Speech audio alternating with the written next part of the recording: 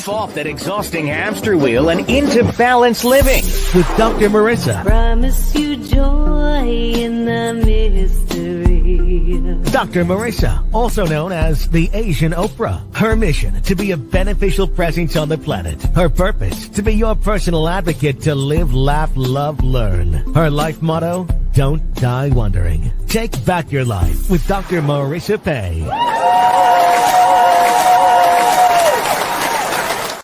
And welcome. You're tuned in to Take My Advice. I'm not using it. Get balanced with Dr. Marissa, the morning show here on KCAA, NBC News, CNBC News, and NBC Sports Radio Station, AM 1050, FM 106.5, home to the Asian Oprah, number one talk in the IE, and streaming everywhere. iHeartRadio, Spotify, iTunes, TuneIn, Audible, Amazon Music, TikiLet, Rumble, Podchaser, Streaker, Spreaker, and more. Why so many places?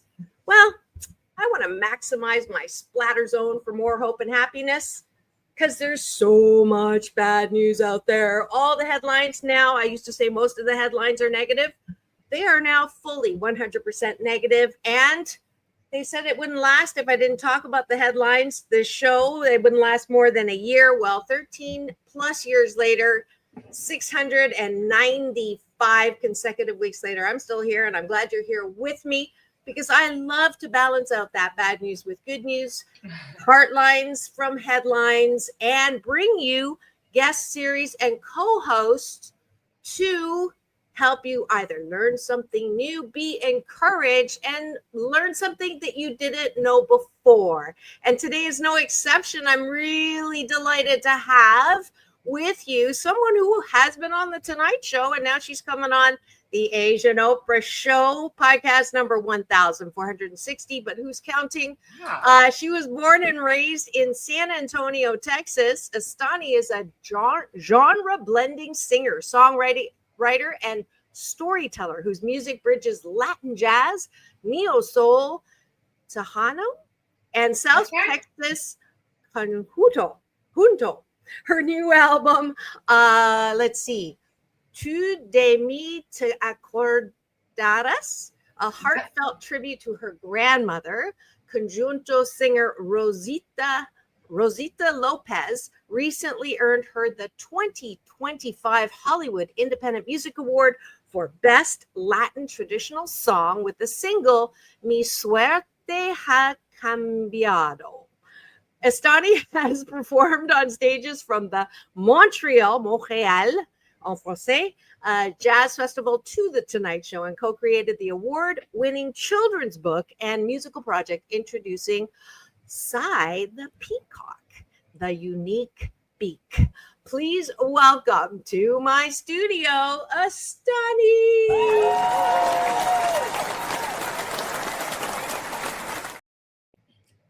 So glad to have you. I am so glad to be here. Honored. Thank you for having me. Of course. And I'm what would you like on your lower third? Singer-songwriter?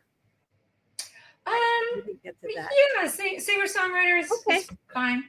Great. No, I don't want to have that list too long. And we're going to start the way that we usually do on my show. And I didn't warn you because I like it to be spontaneous. And that is, we have breakfast together. And breakfast consists of, taking a bite of my gratitude sandwich. So what does that mean? The top of the bun are things that we're grateful for outside of ourselves. And the bottom of the bun is things that we're grateful for inside of ourselves, what we like about ourselves.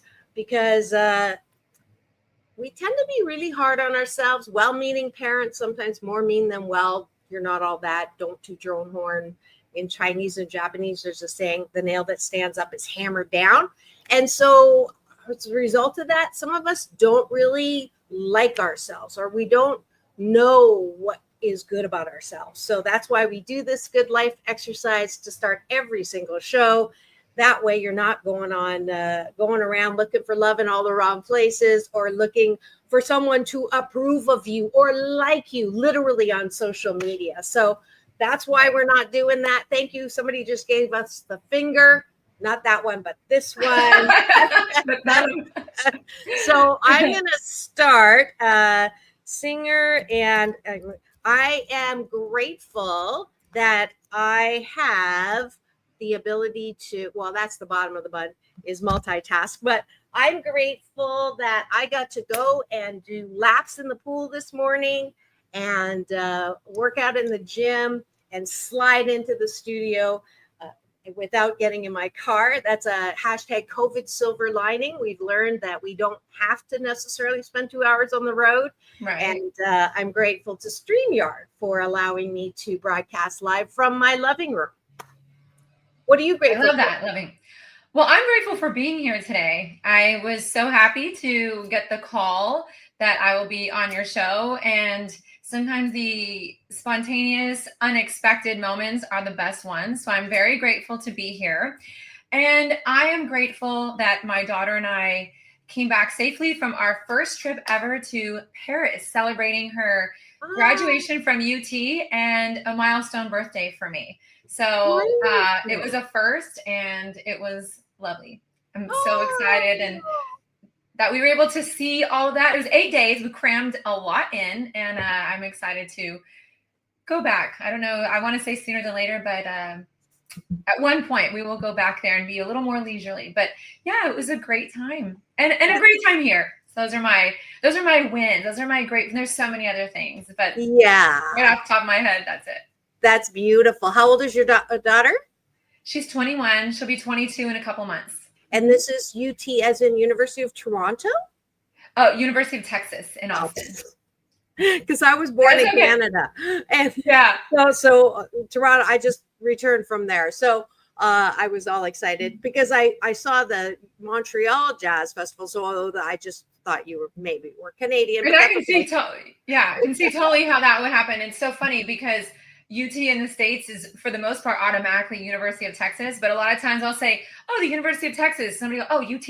So, I kind of interplay those two, but yeah. Yeah. And I got to take my daughter high school graduation, Paris, Venice, Venezia, Firenze. So, and that was our first travel too. So I'm so glad that you got to experience that. It is something you will remember for the rest of your life, I'm sure. Exactly. Yeah. It was amazing. So yeah. And you look too young to have a 21 or 22. You must use oil of Olay like I do. Oh yeah. Oil of Olay, olive oil. Yeah. I'll take, I had a friend of mine, I'll never forget this. I'm going to tell you because it always stuck with me, and I'll say it forever. It says, he told me once, he said, Estani, we used to be young and beautiful, but now we're just beautiful. Yeah, I said, okay, I got that. Well, so I'll take it. Thank you so much. I call myself the sandwich of gratitude. I'm grateful for refresh. I'm grateful that things always go to plan 88% of the time, 12% of the time. They don't. And it's okay. That's going to bring us to the bottom of the bun, which is, what do you like about yourself? And feel free. I see eyeballs in the studio. Welcome. You're tuned to take my advice. I'm not using it. Get Balanced with Dr. Marissa, the morning show. And a very special guest this morning, a singer-songwriter and award-winning Estani. And she is going to grace us with her unique gift, talent, and ability, which is music. And but we're playing the breakfast game, taking a bite of my gratitude sandwich. The bottom of the bun I want you to do before you go to bed. So a lot of us, before we go to bed, we're thinking about what we didn't get done, who done me wrong. I'm never going to get ahead, blah, blah, blah, blah, blah. And no wonder you can't fall asleep. So this is also a good life habit to get into so that you know how to soothe yourself and get a good night's sleep. So when you're falling asleep thinking about, what I like about myself, I like that. I'm not going to beat myself up for the rest of the day for the 10 seconds of dead time on radio, which is not good. But, shift happens and it's okay. And after 1,460 shows, the fact that this only has happened maybe 5 times is not a bad thing. So I'm going to cut myself some slack. That's a skill that I've learned as a recovering perfectionist. So, Estani, I love that. what do you like about yourself? I like that I'm resilient. I will not let any obstacles or challenges deter me from the end goal that I see. And I've learned that worrying does not do anything for me, does not help the end goal become solved. It does not help it get here any faster. So I really try to let things go, as I used to hold on and overanalyze. And like you said, I was and still am in a regard, but I want to be a healthy perfectionist and allow myself that slack. Allow my imperfections to be my own personal perfection in myself. So I'm proud of my resilience. Yay. I love the Native American saying that worry is a prayer for bad things to happen. I love that. Yeah. So because So if you self-identify as a worry wart, stop. Right. Yeah. I've let a lot of that go. Yeah. Well, I hope you enjoyed having breakfast with us. I would encourage y'all to come and have breakfast with me every weekday morning on this show, or not. You can do it on your own with the person that you're significant other, or whoever you're driving with, or whatever on the way to work. It's a really good life habit. One of my teachers, Dr. Wayne Dyer, said 5 gratitudes to start your day will guarantee you a good day. I'm a little recovering overachiever. I say 8 because 8 is a lucky number in Chinese. It's a homophone for good fortune. So however many you do, thank you for joining us for breakfast this morning, and I hope you do it again.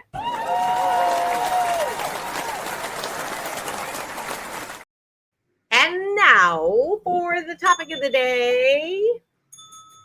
That says everything is awesome. I won it at Dave and Buster's. The topic today is, and I gave you the formal introduction of Estani Frizzell. This is the informal introduction. I don't have, and you look young, but maybe you still know what an answering machine is. Do you remember? I do. Okay. Of course I do. So if you're one of my younger audience, you're going to have to go look that up. Ask my assistant Google what an answering machine is. They had that up on the Dodger game the other day too. That was kind of funny. So the players didn't know what an answering machine was. Really? Yeah. Oh, wow. I don't have an answering machine. I have a questioning machine. Okay. And when you call me, it says, who are you and what do you want? So, Estani, who are you and what do you want? What do I want? I am, I like to say a lot of things, but they're titles. I mean, I am a children's book author, singer, songwriter, a mom, first and foremost. And a teacher. Initially I was an academic teacher. I've been a teacher for many years, but I think I'm a teacher now more of life. And I want to be taught the life lessons and following my purpose. And I think that's really where I am. What I am following now is following that purpose to serve others. And I believe that when you serve others in whatever capacity, and mine happens to be in the creative space, you really serve yourself exponentially just because of the value that you give to others. It's that fullness of your cup overflowing that you have filled yourself also. When I see whether it's one person, it doesn't matter, whether it's buying my book or reading my book or getting inspired when I do my book readings or singing at events or writing a new song or this album, if one person tells me like, I love it, because you don't know, when you're putting yourself out there in any capacity and in any venue, whether it is entrepreneurial, business, teaching, singing, acting, the arts or not, the reception that's a scary place to be in. You don't know. You're taking a big risk on yourself and investing in yourself. So who am I and what am I here for? And, you know, that is it, to be finding my purpose. And I always tell my daughter, you know, she says, I don't know, you know, I graduated from college and there's so many routes I can go. I said, follow what you want and what you need will appear. But, you know, follow that longing in your heart and your soul. I don't know, you know, what different people believe. You know, in God, I believe that God gives us all this yearning for something bigger in our lives. And when you follow that, you will find what you need. Might not have been what you wanted, but it will be that fulfilling purpose. And that's Beautiful. what I look for. Beautiful. So when you were a kid, could you imagine what you were doing, what you're doing now? Like, was that part of your, oh, I know this is what I'm going to do? Yes and no. I knew being very young that I always wanted to perform, and I wanted to be a triple threat. I knew that even at 6 years old. I was a dancer. My dad had put me and my stepmother put me in dance classes very young. I was 4 or 5 years old, 6. And I was in ballet, jazz, and tap. And I remember, oh, I love this. I love being on the stage. But the funny thing, I remember too, it not being like, to me, in my mind, very embraced to have that kind of career. And I clearly remember being asked when I was little, oh, what do you want to be? And I'd always say, a scientist. Because I thought it just sounded so smart, you know, but I didn't know in what capacity I would be doing it. It's funny. I found one of my journals. I have a show coming up on September 11th, and I had to look through an old box full of charts for a big band. Anyway, and in looking in that box, I found journals. I journal quite often. I mean, I journal a lot. I found my journal from 2013. I have every day. And the funny thing, I wrote out a list. I don't know if you know, I'm sure you do. The Artist's Way, the book, The Artist's Way. So I was doing these steps in 2013. And one of them was to like make a list of things that like you want to accomplish. And it was crazy. Aside from 2, I've accomplished them all. One was like, I want to write a book. I want to write songs for others. And one of my songs won an award for another artist. You know, that happened. That was in 2017. Anyway, there's a lot of things that I had put in there that I wanted to happen, and even reflection, internalizing certain aspects of myself and changing them. And it happened. And the 2 that haven't happened, it looks like we're getting closer this year. So, one was putting a documentary. I have that written down in 2023. I want to make a documentary, and there's a documentary being filmed now about this musical genre. So anyway, those are exciting things that I didn't see that self-fulfilling prophecy, wrote it down, and 12 years later, here we are.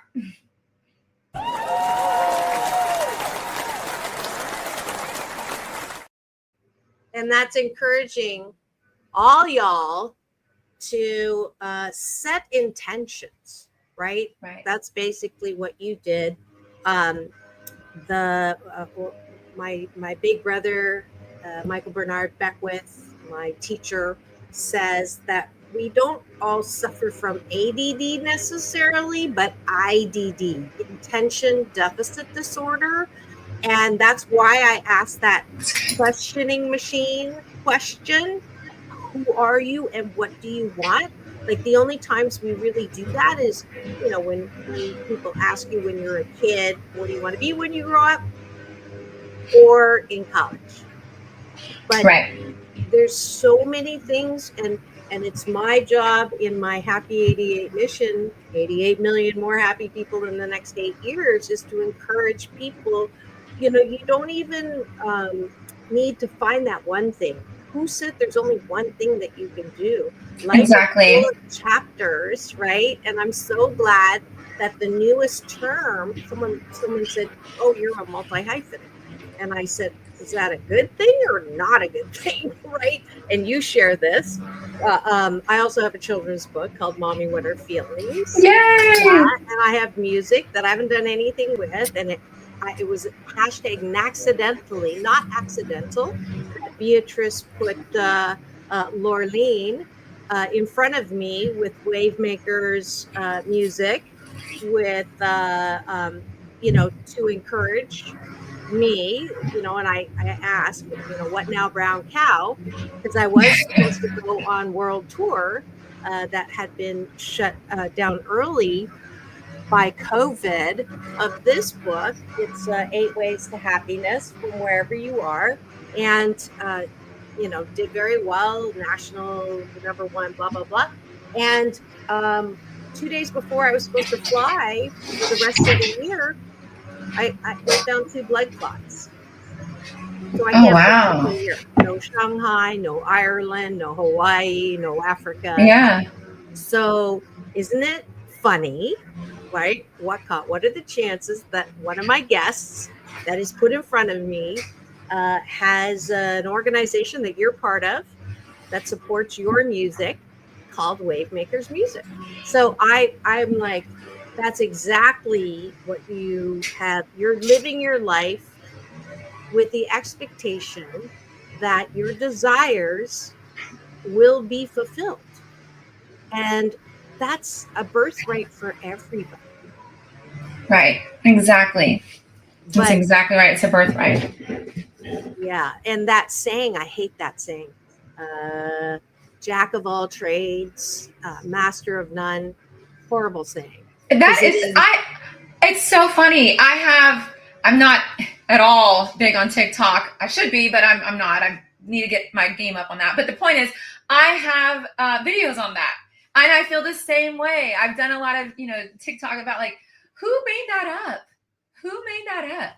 I mean, who said that? Because it's like, especially now, you have to be, if you're not, and you can excel at so many things, and not just have like this one, God's here thing that you do and everything else kind of falls by the wayside. It doesn't have to be that way. I mean, it's just an outlook. Yeah. Lots of different chapters that you can live in your life. So I'm preaching to the choir. She's preaching to my choir, which is great. And tell me about your grandmother, because obviously that was a big influence. And explain to me, I read some of the terms in the bio that I'm not familiar with. I thought you were, I love it when I put a promo up and I can put the artist's music behind the promo. I don't know if you saw that. I tagged you on that. I just, right before I got on today. So I love that song. And so your fluent Spanish, you threw me when you first, because I just figured, that is your primary first language. And so I was expecting a little bit of an accent because it was so fluent in your singing and all of that. So take me through, because I'm a huge fan of Colorful Woman and I support diversity and I'm a cheerleader for it, obviously. So tell me about that. Well, I will say, I say fluent and I use that very carefully. I'll say that because I would be probably represented, and it used to be kind of like a slang term. I don't know how people will perceive it now, but it's okay because I say it proudly. I'm probably more of a pocha. Pocha is Mexican-American born in the States, and your family is really fluent, and that is the heritage background from, Mexico. But and they all speak fluent Spanish. But mine has a mixture of English and Spanish. So if I'm conversing with somebody that is fluent, they might look at me and say, tú hablas español perfecto. ¿Estás segura que puedes entender en español? I'm like, okay, no, they'll hear my maybe a hesitancy here and there. So, but the culture was always in my life. And so when I revisited these songs, and it was completely by chance, I had been in LA for 25 years by 2022 when I left. 2021, 2022. Anyway, when I left Los Angeles. And during the pandemic, my mom was, by herself in San Antonio. And by herself, meaning just living at the house. There's 3 houses down, my aunts. We're all a big family that are very close. And I I decided to go back to Texas during the pandemic. You know, I never had gone more than like a couple days since I'd been in Los Angeles just to visit holidays and whatnot. And I think if I remember, it was during that time we were doing a big clean out of the house, and I had seen these 45s, and I was like, oh, wow, this is really cool. And I had like come across them, but they were still kind of like, wow, I didn't know grandma had these records. This is really cool. And then it was just kind of, okay, let's carry on with the cleaning. When I moved back to San Antonio, or to Austin, I'm in Austin now, they started coming up again. And I started thinking about my grandmother actually recording these songs. And I thought, you know, that would be great if she could re-record. And I had an idea, like a Buena Vista Social Club documentary. I don't know if you had seen that. It was about these Cuban musicians who had come together they were put back together by some London documentarians who wanted to reignite the music of Cuba with these musicians who weren't really given the proper recognition. And it was so inspiring because these musicians had won a Grammy at like 92. Ibrahim Ferrer, this one vocalist, and Carnegie Hall, his first performance in his late 80s, early 90s. So I was fascinated by that. And I thought, you know what, I can do this for my grandmother. To kind of, you know, move the story along. She just didn't feel confident in her voice because she's now 90. And when I'd asked her, hey, why don't we revisit this? She was like, I'm not really sure that I can sing these the way I used to. And I looked for her other musicians, and most had passed, to be honest with you, at that time. And this was a few years ago. So I said, can I re-record them? And she was, you know, she'd give me her blessing, fortunately. So at that point, that's when I became more intent on searching for more songs. At first it was just going to be an EP. And it's strange how like 6 degrees of separation, or how these like certain meetings lead you to another point in the story that just kind of like accidental, hashtag not accidental. Exactly. Not just coincidence. Yeah. And here's the funny thing. So I had put this group, I contacted a group in Los Angeles. I was not looking for a group here in Texas at that time, which kind of ironic because the Texas conjunto scene is the most vibrant and the most authentic, right? Okay, but at the time I was... I need you to define conjunto. Conjunto. Yeah.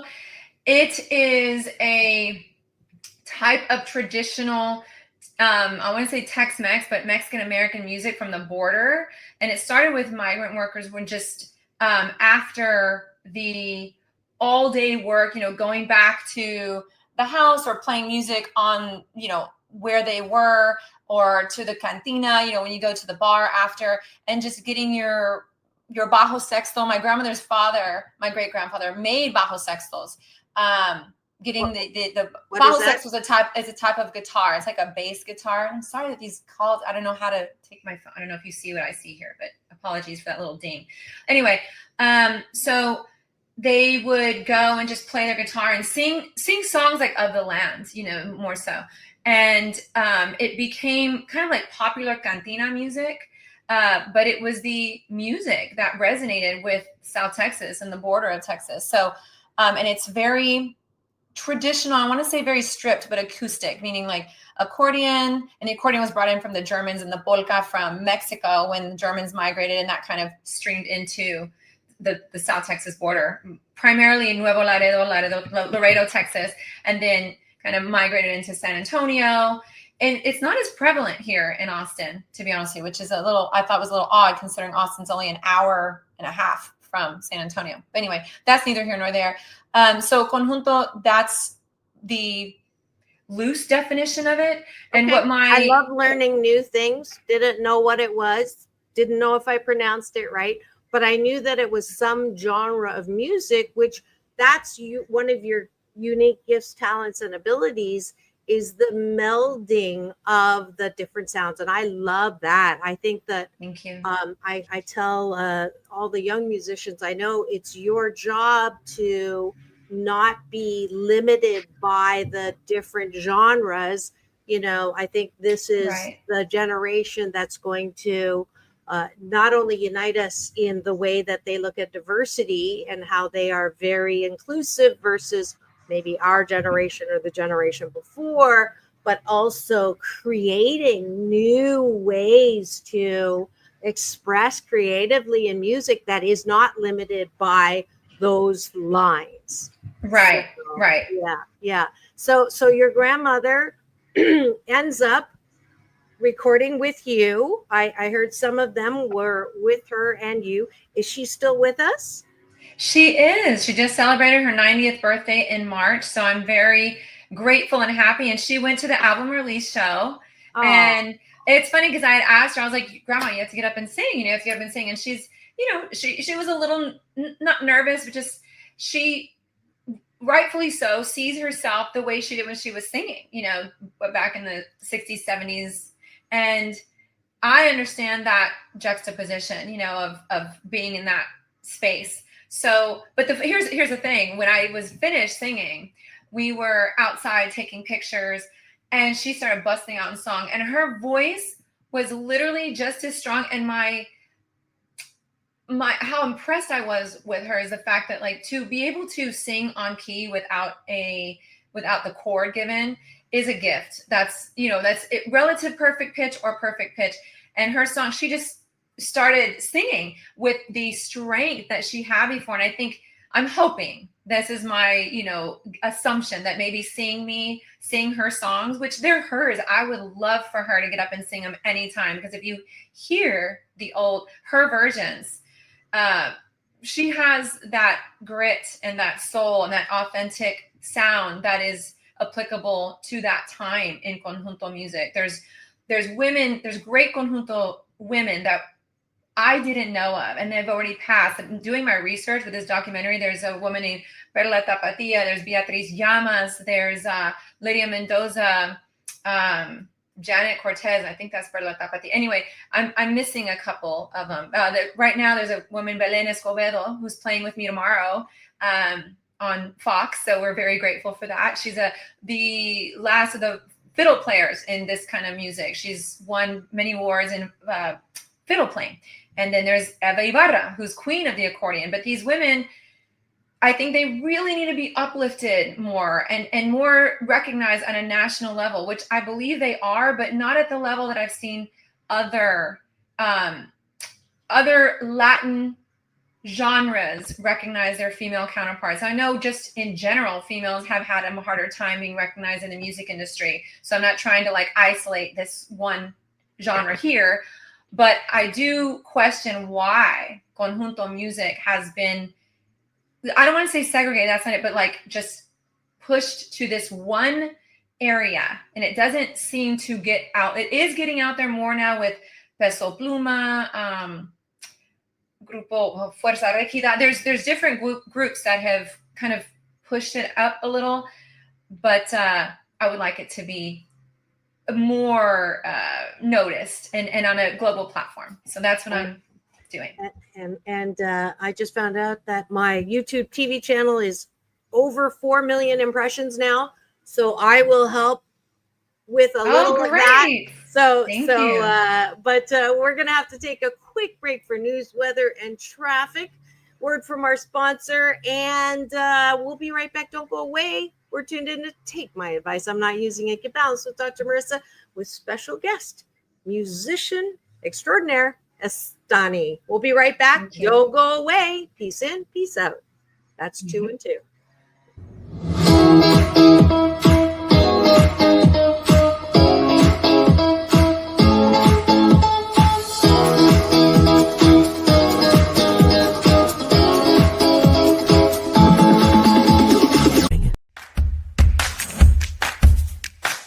Well, she has been dubbed the Asian Oprah, and she just wants all of us to be happy.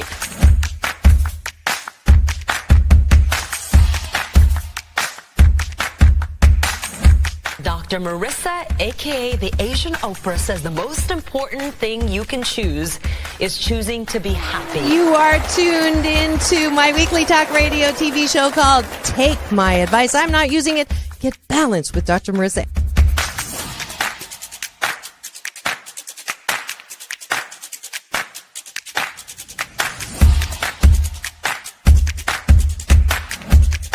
That's the idea for Dr. Marissa Pay's new book called 8 Ways to Be Happy. Many of us say, I am my own worst critic. Nobody's harder on me than I am. And my response to that is, stop it! Why are you doing that to yourself? You have to be your biggest fan, because if you can't at the end of the day say, I did a good job, who is? We don't have to constantly be angry at the things that are wrong. Why don't we choose to be happy about things that are right? We have the choice. That's our muscle. And life is so amazing if we can see it.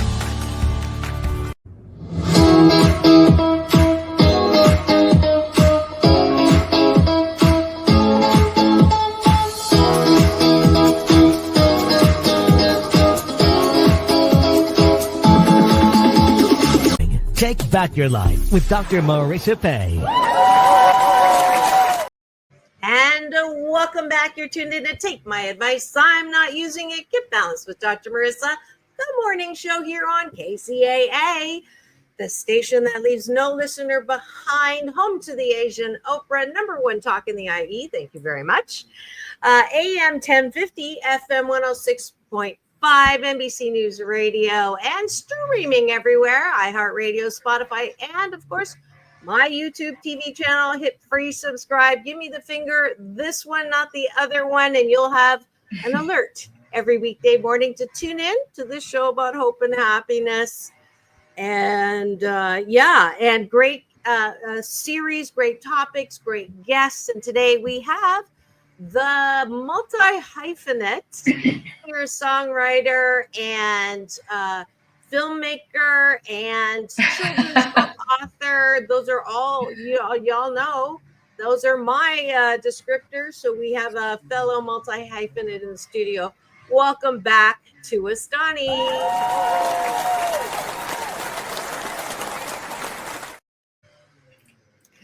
So, how did the award come about? So you got a nice award. Yes, that was very unexpected. The song was not meant to be this upbeat song. The way my grandmother had originally recorded it was in the style of a ranchera. It's it's kind of more of a waltzy type song. Instead, and the co-producer, Max Baca from Los Tex Maniacs, they're a Grammy Award-winning conjunto group. He had suggested, hey, why don't we pick this up? Because a lot of the songs are slow songs, which are called boleros. And I took his advice, and, we have what we have now. And I thought, there, again, like what I was saying before, there really wasn't a space that I was hearing aside from being in Texas. Now, when we go out, and tour, and I know a lot of the conjunto groups, if they go to Europe, they talk about how much it's embraced, but I didn't see it a lot outside of San Antonio, Corpus, Brownsville, McAllen, so the Valley in Texas. So me getting it submitted into the Hollywood Independent Music Awards was kind of on a whim. I thought, this is it's not different for us, but I thought it might be different for a Hollywood platform. And evidently it was, and enough in a good way that I was surprised. There was Latin traditional from Brazil, from Puerto Rico, so there was a diverse selection. So we fortunately resonated, as did everybody that was nominated. But I was just grateful, and like I said, did not expect it. There's a funny story behind that. I don't know if we have time for it, but funny story behind the win. So, but we won, so that was great. A 2-minute story? Oh, it's less than that. I'll make it real quick. Then tell me the story. I love stories. I love learning anything new. Okay, so I'm up on the mezzanine, and they're putting up the screen. It says, best Latin urban. So it was like anything that was not merengue, reggaeton. It was more like a reggaeton hip hop kind of style. And I knew that I wouldn't be in that category, so I wasn't really focused on it. So they call out the category of names, and it's a huge theater, and they say, and the presenter says, and the winner is Estani featuring Max Baca. And so I'm standing there and I'm in the front of the mezzanine, or I'm sitting there and I'm going, okay, well, they called my name. So I run a million miles an hour going, oh my God, how do I get there? Anyway, make a long story short, I make my way and they're like, what are you doing? Stop. And there's somebody else at the podium already accepting an award. Anyway, it was some sort of like misinformation, but they got the girl that won. And so I'm sitting there going, oh my gosh, I don't want to go back up there because all the tables are like, you go girl. And I had to come back up, like not really, like, obviously wasn't there. All that to say, all's well that ends well. I eventually did go up and say, yeah, there was some sort of, I don't know what happened, and I'm asking everybody, you heard them say my name, right? You heard? And everyone's like, yeah, I don't know. That's weird. So anyway, to get to the point when they said Best Latin Traditional, even though I did see my name up there, I was very low key when they called my name. I was like, okay, this is real, right? And I was like, yay, okay. And I look around and they, got somebody say, it's you, go, somebody that presents. So anyway, it's a funny little story because I thought, what is happening? So, but that happened in several, I think, major awards where they announced the wrong one, or somebody Steve Harvey did something stupid, with one of those. See, like we're not immune to it, right? And you have to look for the silver lining, because here was my silver lining in that. I heard my name called and I thought, well, my name must be on a ballot somewhere. So I don't think they'd have just the nominees, because the nominee, I was like, so I think I won something. But where is it? But that was how I kept my mind on the positive trajectory. So absolutely. And now this project you are doing, this show is sponsored in part by Wavemakers, Women in Music 40. And I just wanted to give them a little love because that is your support group. Yes. No? Yes. And they have been instrumental and just amazing in the help needed to really facilitate the awareness of women in music over 40. I've been literally in the music industry so now I'm going to give away my age. Maybe I will, maybe I won't, but for like 30 plus years. Okay. So it's been a long time.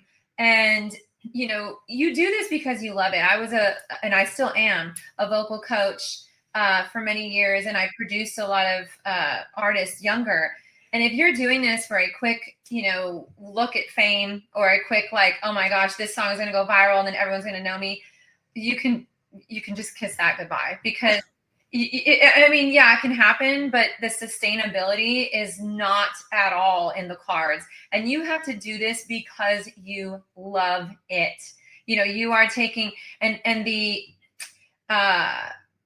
spectrum of me, one day, and this was back when I was on tour with a really famous Latin artist, you'd be at Staples Center, which is now called I don't know what it's called now, the big arena in Los Angeles. I used to call it Staples Center. Anyway, you'd be there 1 minute, the crypto.com center, I think it was, and then you're at the restaurant that's asking for a duo that night or whatever, what am I trying to say? The contrast, I guess, was so vast, but you do it because you love it, and that's going to happen forever. I keep thinking, when am I going to want to stop making music? This is going to have to end, because, it's, I don't want to say it's volatile, but the ups and downs of everything from just making a living and especially the down once you become a certain age as a woman in music, it becomes a lot of grit and a lot of grind. And you keep thinking, okay, so when someone says, well, I paid my dues, and it's like, I don't know. I've gotten to the point now, like, you will pay your dues forever, but you do it because you love it, and Wavemakers has allowed us to be seen in a way that here in Austin and beyond, in a way that maybe we felt unseen before, and not age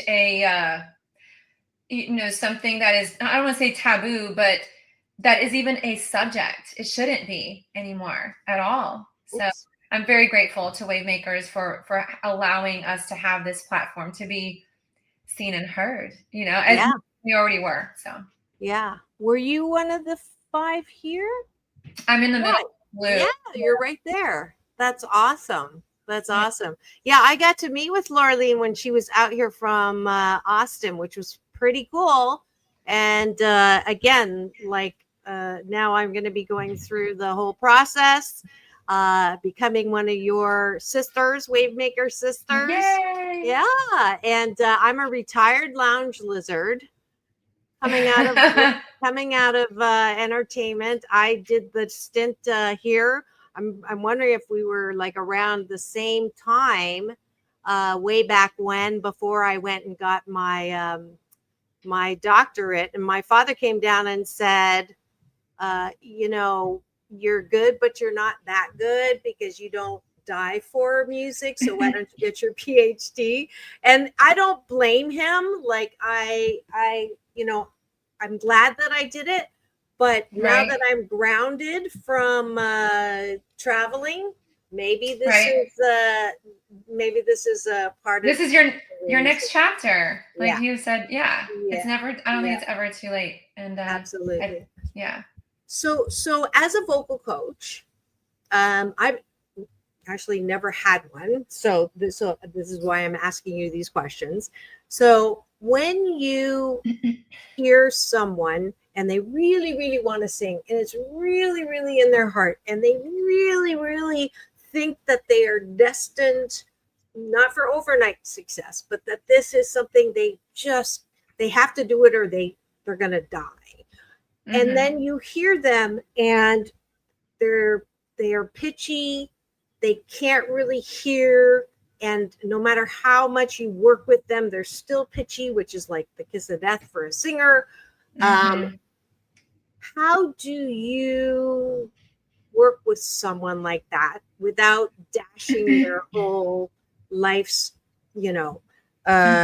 journey and their artist's way?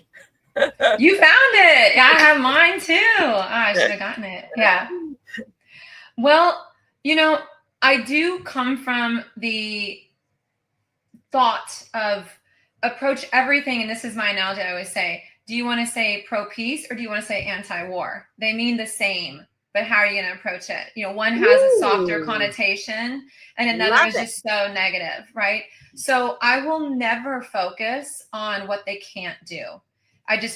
There is something that is good, because killing confidence is the number one mental mind blank, fill in the blank, that will kill your performance. And what I try to, and so, coming from a place where I didn't feel that I was always lifted up, I had to be my own cheerleader in terms of like what I put out there into the world, how I sounded, maybe, for one, but again, like you said, ultimately it is us. We are our hardest critic, but that can come from a variety of experiences in your life. But all that to say, so I really try to focus on what I can find.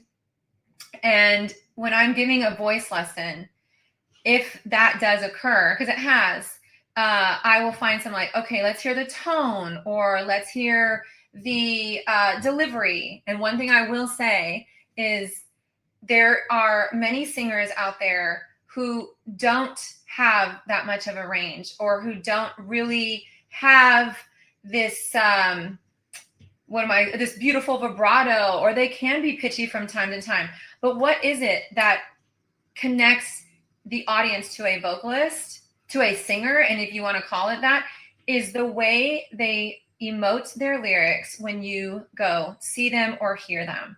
And so if that person has that emotional efficacy and they can deliver that with passion and feel those words, how come there's some singers there that they just go, hello, and you're like, oh my God, one word, and it doesn't even have to be this big, grandiose sound or this big so I really try to ask my vocalists, if you want this dream of being a singer, and let's say what you're telling me, they're pitchy, their tone is not the best, we start with just looking at lyrics and really just even ear training, just like the basics, and just how do you interpret these lyrics, and let's talk about it, let's feel this out. And I give them little tiny techniques here and there, like, okay, if you do this, if you cry it in, if you give me a little vocal fry, even a little bit of like, I didn't, I mean, I'm just, those little things that can even, you don't have to necessarily have this big range. Because how many times have we heard somebody who is technically great, but they didn't move you? It's like, wow, you hit the highest note ever. That's great. But okay. Like, it sounds like more you're trying to impress me, but I wasn't moved. And I was impressed by your vocal agility, but I wasn't impressed by your soul and what you felt and how you made me feel those lyrics. So that is how I really go about finding that inner work in somebody who maybe doesn't have the technicality, but I will always try to find the best of what I can pull out of them. So I want to just give you a moose drop for that comment. And if those of you, well, I told you I was born in Canada. So instead of talking about the elephant in the room, I talk about the moose on the table. And when someone in my studio says something brilliant, I have a moose drop instead of a microphone drop. So I had to go pick them up here because that's brilliant. That's my life is going towards something instead of moving away from it. But I'd never said it like that. So pro-peace, same as anti-war, but pro-peace doesn't have the angry FU component of the other side. So instead of focusing on the pitchiness, is to focus on things that are working well, or you can work with, which is confidence or lyric interpretation, or being one with your music, and that you just helped me so much, because the two people who were incredibly cruel to me about my voice, their voices and their criticism far outweigh all the beautiful, positive, compliments that I've gotten about my voice and I've gotten about my original music, blah, blah, blah. And that's my work is, okay, what do I do well when it comes to music and all of that, instead of hanging, having those criticisms and their faces kind of blocking me. So thank you for that. Uh-oh, I lost your sound. This time it's you. So I'm really glad that you gave me that. We are at the end of the time already. I knew it was going to go fast, but I don't want to, if you go out and come back in, I don't know how fast you can do that. I can stay on for another so that you can come back. Yeah, just go back out real quick. And the technical difficulty gremlins are still here, but that's okay. We're going to focus on the fact that it didn't happen until the very end of the show for you. Okay. And you've just been listening to a great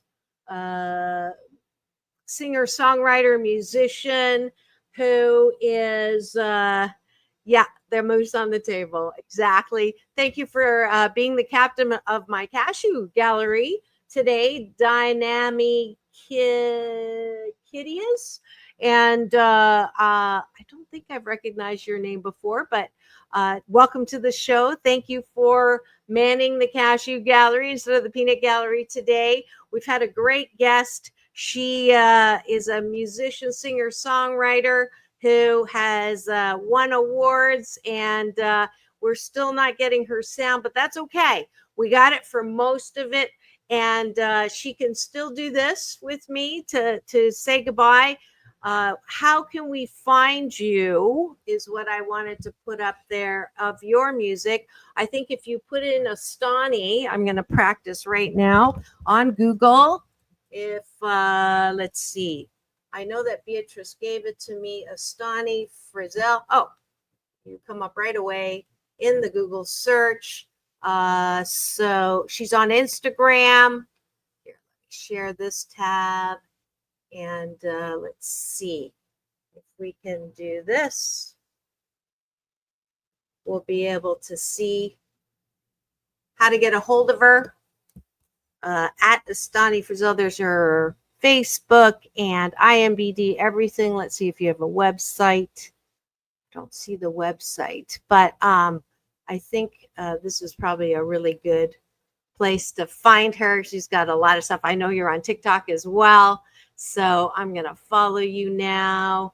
And so please do support her music. You can see her coming up in her documentary.